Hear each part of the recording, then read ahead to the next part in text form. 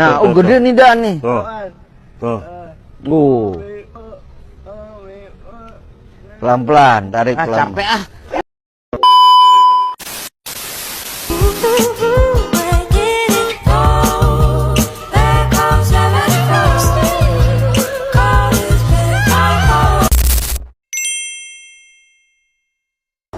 My name is Muhammad Arsel Fadila and my student number is 19252504. Today I would like to share my opinion about smoking in the campus area. First of all, I believe that smoking should be completely banned on campus. Smoking creates an unhealthy environment for students and staff, especially for non-smokers who are forced to breathe and secondhand smoke. We all know the secondhand smoke is very dangerous. It can cause lung problems and other serious health issues even for people who don't smoke. So having a smoke-free campus will help everyone live and study in a healthier environment.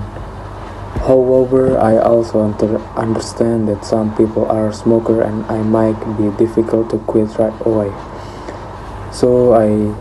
So in my opinion, smoking should be allowed everywhere on campus, but there can be designed smoking areas this way. Smokers still have their own space to smoke, but it won't disturb others or affect public health. It's a fair solution for both smoker and non-smoker. Besides that, allowing smoking freely on campus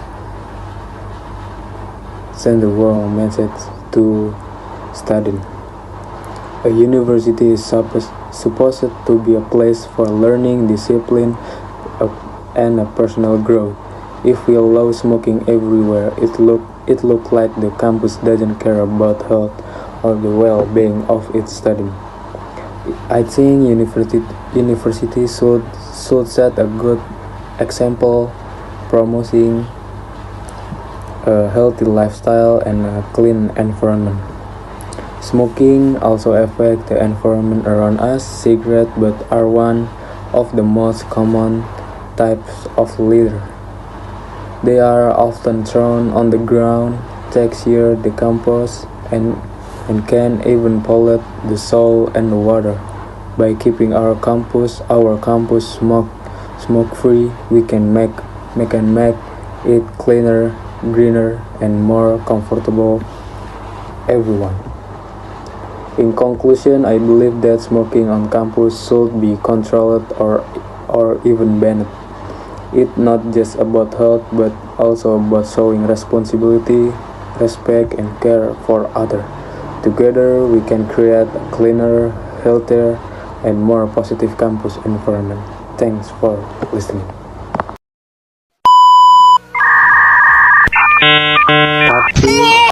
My English project is simple present tense.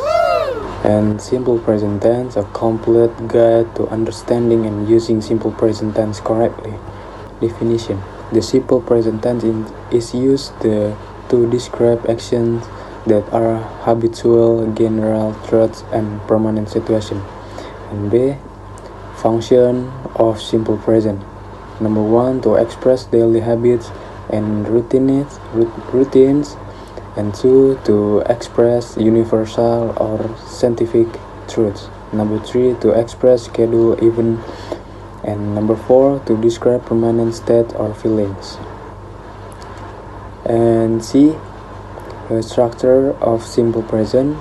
And number 1, an affirmative subject plus verb 1, subject is plus object, and number 2, negative subject plus do or does plus not plus verb 1 plus object.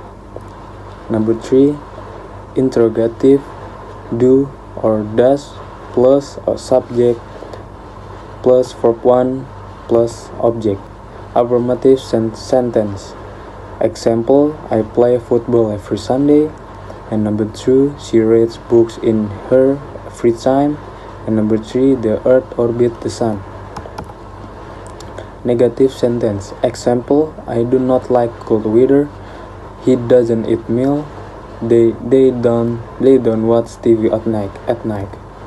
Interrogative sentence. Example: do you study English every day? Does he live in London? Do they play basketball? Do they play basketball? Use of do and does. Number 1, use do with I, you, we, they. And number 2, use does with he, she, it. And adding s or is to verbs. For subject, he, she, it, add s or is to the base verb. Example: play to plays, go to goes, watch to watches. And adding s or is to verbs. For subject, he, she, it, add s or is to the base verb. Example: play to plays, go to goes, watch to watches. And F spelling rules for s or is. Number 1, adds at is to match verb work to works, add s to verb endings she, he, as he, as, x, o, and was to washes. And 3, change y to is if preceded by consonant study or the study to studies. And G, time experience. Expressions. Number 1, common adverbs of frequency. And 2, always, usually, often, sometimes, rarely, never. Example: I always drink coffee in the morning. And 2, she never eats fast food. And H, simple present for habits, used to express habits or daily routines. And example: I wake up at 6 a.m. and he goes jogging for every morning. And I, simple presence for general facts and used to express fact, general truths. Example: the sun rises in the east and water freezes at 0 degrees Celsius. G, simple present for scheduled, used to describe timetable of or scheduled event. And example: the train leaves at 7 a.m. and my class start at 8 o'clock. K, simple present with non-action verb. And non-action verb describes that not action. Example: I know the answer, and she like music, and they believe in honestly. And L, common mistake. Number 1, forgetting to add s or is for he, she, it. Number 2, using the wrong auxiliary verb, do or does. Number 3, using continuous form instead of simple present. And practice 1, make sentence using the following verb. Number 1, work. Number 2, watch. Number 3, study. Number 4, play. Number 5, go. Practice 2, turn this sentence into negative and interrogative form. And example: she plays tennis, they read books, and he eats milk.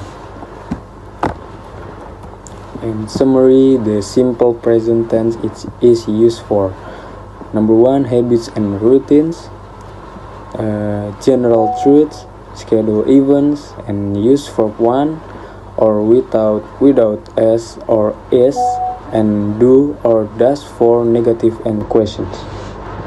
And you have completed the lesson on simple present tense. Keep practicing to master English grammar. Thank you.